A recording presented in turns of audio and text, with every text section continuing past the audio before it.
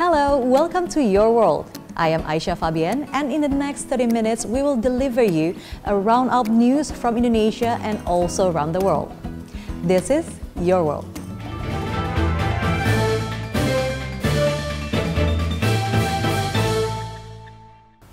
This week, the world mourns the passing of Pope Francis. As news of his death resonates globally, Indonesia's President Prabowo Subianto expresses deep condolences, calling the late pontiff a symbol of peace and humanity. In a solemn televised statement, President Prabowo honored the Pope's enduring legacy of compassion, dialogue, and unity. Cardinal Kevin Farrell announced at 9:45 a.m. on Monday the death of Pope Francis from the Casa Santa Marta. The pontiff was 88 and had suffered various ailments in his 12-year papacy. The ascertainment of death takes place in the chapel rather than in the room where he died, and his body is immediately placed inside the coffin. According to Archbishop Diego Ravelli, Master of Apostolic Ceremonies, the late Pope Francis had requested that the funeral rites be simplified and focused on expressing the faith of the Church in the risen body of the Christ.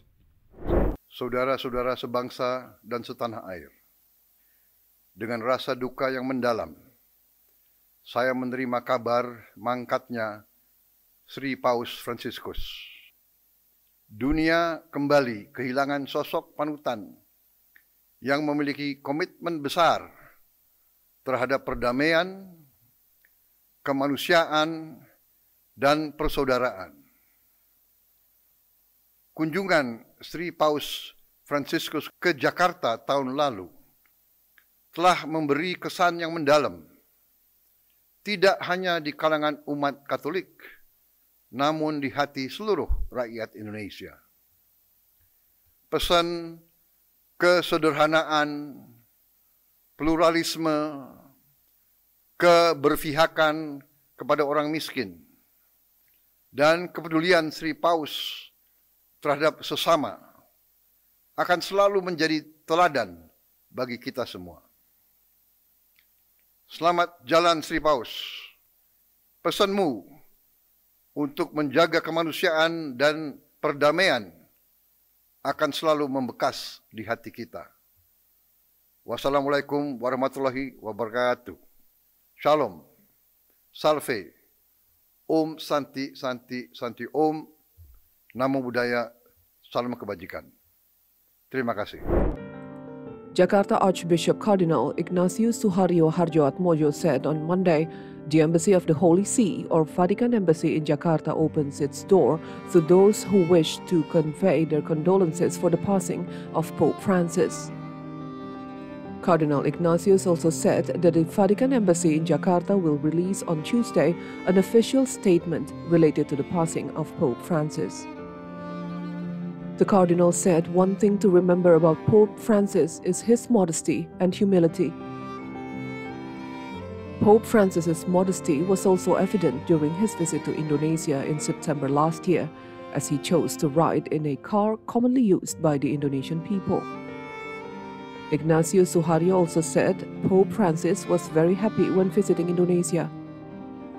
Vatican announced Pope Francis died at the age of 88 at his residence at 7:35 a.m. Vatican time on Monday, April 21st. The mourning period will last for 9 days starting Tuesday, and the funeral will be held in a simple manner. The Pope had been hospitalized in Rome since February 2025 after suffering from bronchitis for several days. Head of the Jakarta Cathedral, Father Hani Rudi Hartoko, said in Jakarta on Tuesday that the cathedral would hold a Requiem Mass for the late Pope Francis at 6 p.m. on Thursday. The Mass would be part of a final respect from the Catholics all around the world to the highest leader of the Roman Catholic Church. Father Hani informed that the Mass would be led by the Vatican's ambassador to Indonesia, Archbishop Piero Pioppo, along with Indonesian Archbishop Cardinal Ignatius Suharyo and the chairman of the Indonesian Bishops' Conference, Bishop Antonius Subianto Bunjamin. Father Hani said the Mass would be open for public without any registration. However, the cathedral set a number of seats for important guests, such as foreign diplomats and representatives from the Indonesian government. While the Requiem Mass would be held at an international scale, Father Hani said the cathedral prepared it as a simple Mass without special liturgy. He explained that the simple manner was in accordance with the spirit of the late Pope Francis, who was known as a humble person and close to the people. Israeli military admitted operational failures led to the deaths of 15 emergency responders in southern Gaza last month. The internal investigation revealed that troops mistakenly identified ambulances as hostile due to poor visibility, resulting in a shooting. The military acknowledged errors but denied any intent to conceal the incident. The Palestine Red Crescent Society rejected the findings, calling the report inaccurate and unacceptable. They argued that the deaths were not caused by mere operational mistakes. For the first time, images of former President Yoon Suk-yeol in a criminal trial courtroom were released, facing insurrection charges. Yoon entered on Monday, keeping his focus on the prosecutors despite camera flashes. The court allowed filming, citing public interest and proper procedures. Yoon's legal team cross-examined military commanders who confirmed they were ordered to remove lawmakers during martial law. Yoon actively defended himself, and after cross-examinations, the court will address objections to the prosecution's choice of witness. Anwar Ibrahim appointed Thaksin Shinawatra as head of the ASEAN Informal Advisory Group to utilize his experience and network not to interfere in Thailand's politics. Anwar clarified that Thaksin's role is to strengthen ASEAN's cohesion alongside other key regional figures and that he does not participate in the discussions. Thaksin's appointment has drawn criticism due to his past corruption conviction and ties to Thailand's Prime Minister Paetongtarn. A black V-shaped granite wall in Washington, D.C. memorializes over 58,000 Americans lost in the Vietnam War. Andrew Wells Dang of the U.S. Institute of Peace notes that U.S. administrations have recognized the war as a mistake, learning key lessons, including the importance of clear goals for military action. Professor Philip J. Brenner from American University points out that more Americans now visit Vietnam for tourism and research, deepening understanding of its history. He emphasizes that trust and mutual respect between nations are essential in addressing wartime legacies and managing future challenges.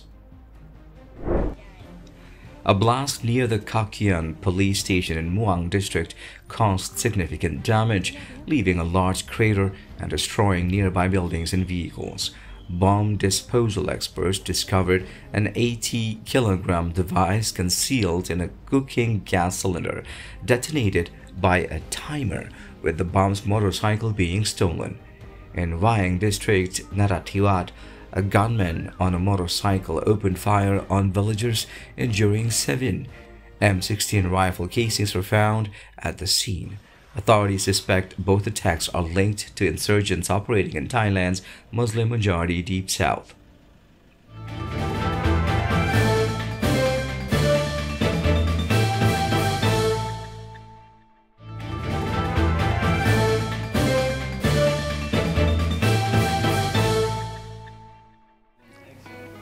Minister of Religious Affairs announced that the president is scheduled to officially flag off the first group of Hajj pilgrims.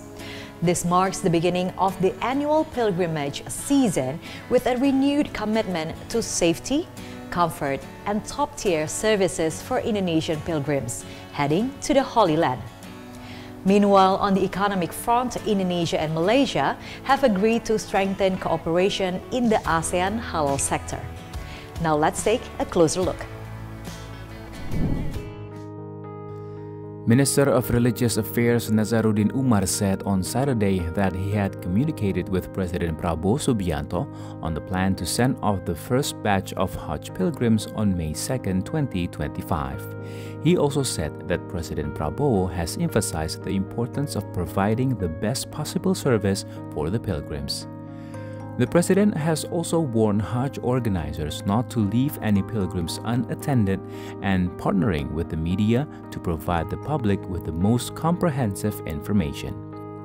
Nazaruddin Umar said further, the government plans to implement the Murur and Tanazul schemes during Hajj pilgrimage this year.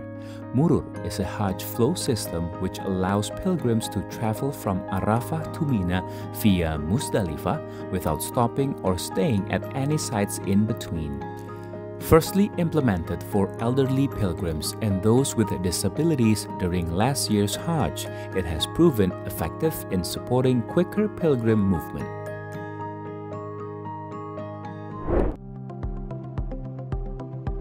UK Minister for Climate Affairs Kerry McCarthy visited Indonesia from April 16th to 18th, 2025. Her visit was intended to strengthen cooperation between the UK and Indonesia in climate change, economy, investment, and technology sector. This visit is a follow-up from a meeting between UK Prime Minister Keir Starmer and Indonesian President Prabowo in London in November last year. The two leaders emphasized their commitment to create a strategic partnership. During her visit to Indonesia, McCarthy had a meeting with Environment Minister Hanif Faisal Nurofik and Energy and Mineral Resources Minister Bahlil Lahadalia. McCarthy said in a statement, Indonesia is an important partner for the UK in global effort to tackle climate change. She said UK is committed to supporting Indonesia in achieving its climate goals and cooperate to create a greener and more sustainable future.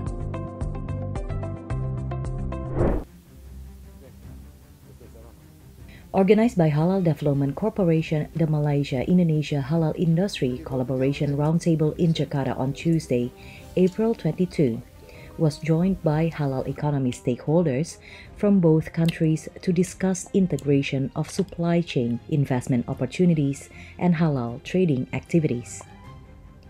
The event was supported by Halal Certificate Acknowledgement Agreement between Malaysia's Islamic Development Department, or JAKIM, and Indonesia's Halal Product Guarantee Agency, or BPJPH, signed in 2023. The event was made possible by active participation at multilateral fora such as ASEAN Working Group on Halal Food and BIMT-AIGA. Malaysia Deputy Prime Minister Ahmad Zahid Hamidi said that Malaysia and Indonesia had agreed to propose the establishment of Halal Industry Forum on ASEAN level. He planned to officially bring the proposal to ASEAN Forum to get approvals from other member states. Pihak Malaysia dan pihak Indonesia bersetuju untuk mengadakan forum industri halal di peringkat ASEAN. Dan ini akan saya bawa secara resmi ke Wisma Putra untuk diangkat ke Sekretariat Jeneral ASEAN. Ya. Bagi mendapat persetujuan daripada negara-negara ASEAN lain bagi forum ini diadakan, dan selepas itu akan disarankan agar Majlis Halal ASEAN diwujudkan bagi mengkoordinasikan bukan hanya pengeluaran sijil halal tetapi menjadikan ASEAN sebagai pasaran besar untuk produk-produk di kalangan negara ASEAN. In 2021 to 2023, Malaysia exported 7.77 billion Malaysian ringgit worth of halal products to Indonesia. The halal products were dominated by food and beverage sectors. Through the Halal Roadmap Synergy, Indonesia and Malaysia target to lead global halal market, which is projected to worth $5 trillion in 2030. Large transmission. Indonesian Minister of Foreign Affairs Sugiono and Danish Minister of Foreign Affairs Lars Løkke Rasmussen signed in Jakarta a bilateral cooperation action plan for 2025 to 2029. Minister Sugiono said the plan of action aims to strengthen the foundation of Indonesia-Denmark relations and also to find real outcomes of the bilateral relations which the two countries have been having. We just signed a new plan of action on strategic partnership for a sustainable and resilient future for the period of 2025 and 2025 to 2029. Denmark is one of Indonesia's most important partners in the Nordic region. The trade is valued over $400 million last year, which increased of almost 10% compared to the previous year. And I think with this meeting, and this discussion, and also the signing of the plan of action, we believe that something bigger and more progressive can be achieved to it.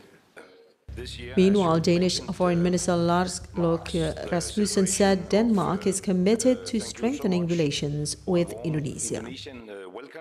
We have agreed on a new ambitious joint action plan, which we just signed.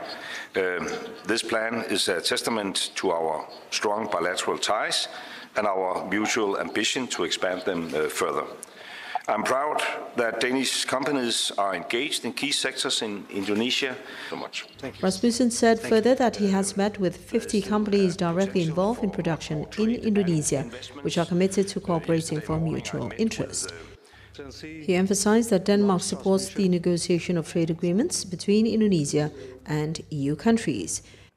He underlined it is Denmark's priority in holding the presidency of the Council of the European Union. Friends and colleagues from the media, ladies and gentlemen. However, paragraph 7 stipulates that associate members are... Indonesia is fully committed to achieving the Sustainable Development Goals, or SDGs, on time. Deputy Minister of Foreign Affairs Armanata Nasir made the remarks at the 81st session of the United Nations Economic and Social Commission for Asia and the Pacific, or UNESCAP, in Bangkok, Thailand on Monday. A statement at Foreign Ministry's website on Tuesday showed that Deputy Minister of Foreign Affairs Armanata Nasir also emphasized the importance of unity and collaboration in Asia-Pacific region in order to create peace and encourage the achievement of SDGs. According to Armanata Nasir, there are 3 steps to materialize the achievement of SDGs. First is to strengthen commitment of countries within Asia-Pacific region towards multilateralism and respect the international law and UN Charter. Second is to encourage concrete actions in achieving SDGs. And the third is to promoting the importance of innovation in development funding, including exploring cooperation through potential instruments such as SDGs, bonds, and blended finance, as well as strengthening South-South and triangular cooperation, particularly to support Pacific Island nations. The 81st session of the United Nations Economic and Social Commission for Asia and the Pacific holds theme Regional Cooperation for Resilient and Sustainable Urban Development in Asia and the Pacific. The event was attended by more than 50 member states and associate members. The Indonesian chapter of United Nations Women cooperated with the Foreign Affairs Ministry to provide a new feature on the ministry's digital application Safe Travel. The new feature, called SARI, an abbreviation of Artificial Friend of Indonesian Migrant Workers, uses artificial intelligence technology to help protect Indonesian migrant workers. Head of UN Women Program Dwi Yuliawati said in Jakarta on Monday that the UN Women worked with the Indonesian Foreign Affairs Ministry in the past 2 years to develop the new AI feature.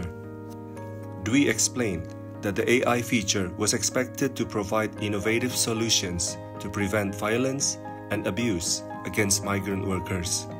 The solutions were equipped with knowledge on ethics and gender bias mitigation.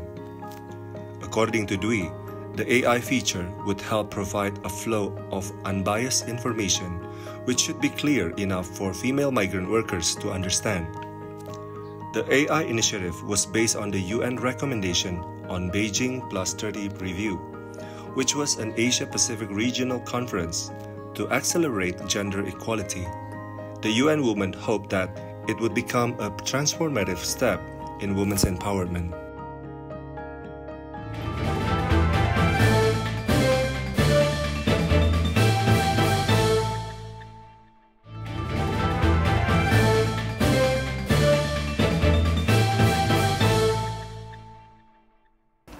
A new children's greenhouse program is inspiring kids to connect with nature, teaching them to grow plants and care for the environment through fun, hands-on learning, and meanwhile, there's good news for conservation as well. Population of endangered waterfowl are on the rise, thanks to the dedicated habitat protection and restoration efforts. In Mersin's Ardamili district, a special children's greenhouse project run by the local municipality is helping young children connect with nature by growing their own vegetables. Little hands plant the seeds in soil and later harvest the crops themselves. The children are learning how various vegetables like tomatoes and cucumbers grow from seed to harvest. Fire rescue teams in Sichuan province, China, are enhancing firefighting capabilities with unmanned intelligence equipment. In a simulated fire at a 130-meter high-rise in Chengdu, drones and robot dogs were used to survey the scene, deliver supplies, and extinguish the fire using firefighting drones. Similar drills have been conducted in Sichuan's mountainous regions, using unmanned technology in challenging environments. The aim is to improve firefighting efficiency and integrate advanced technology into rescue operations, according to Li Daiming of the Sichuan Provincial Fire Rescue Corps.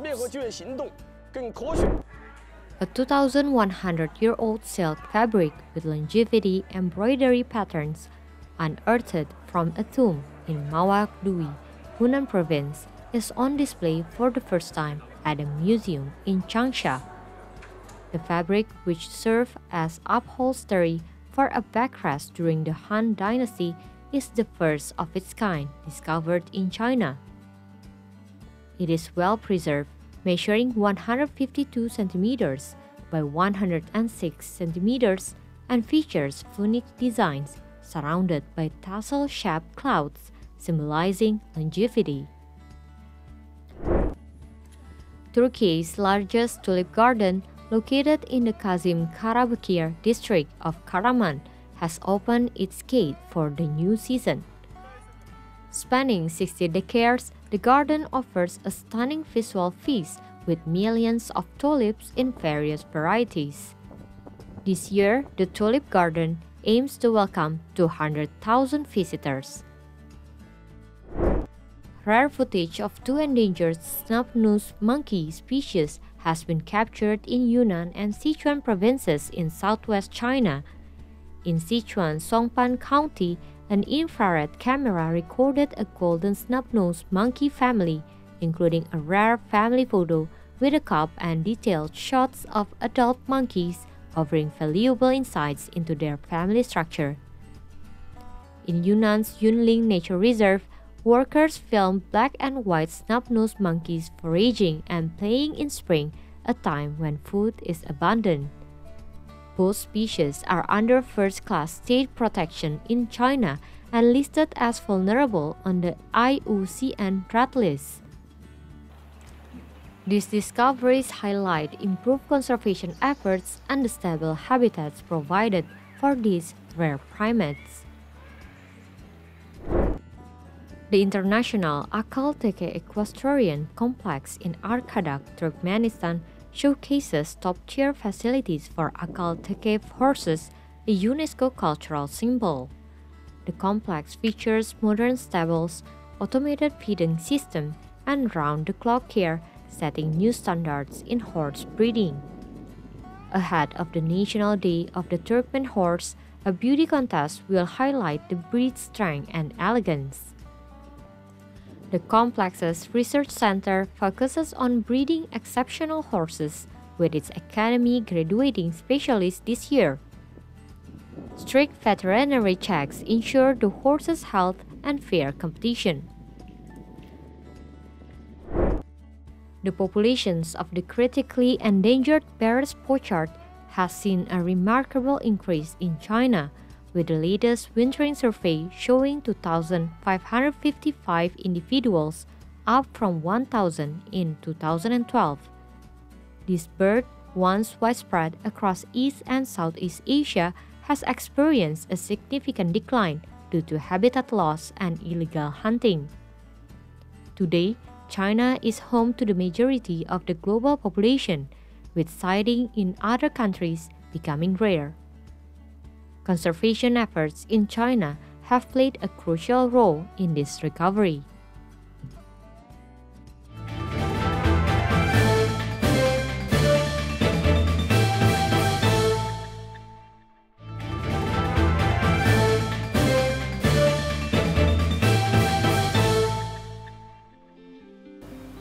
So that's all the news roundup for this week's Your World. I am Aisha Fabian. Thank you for watching and goodbye.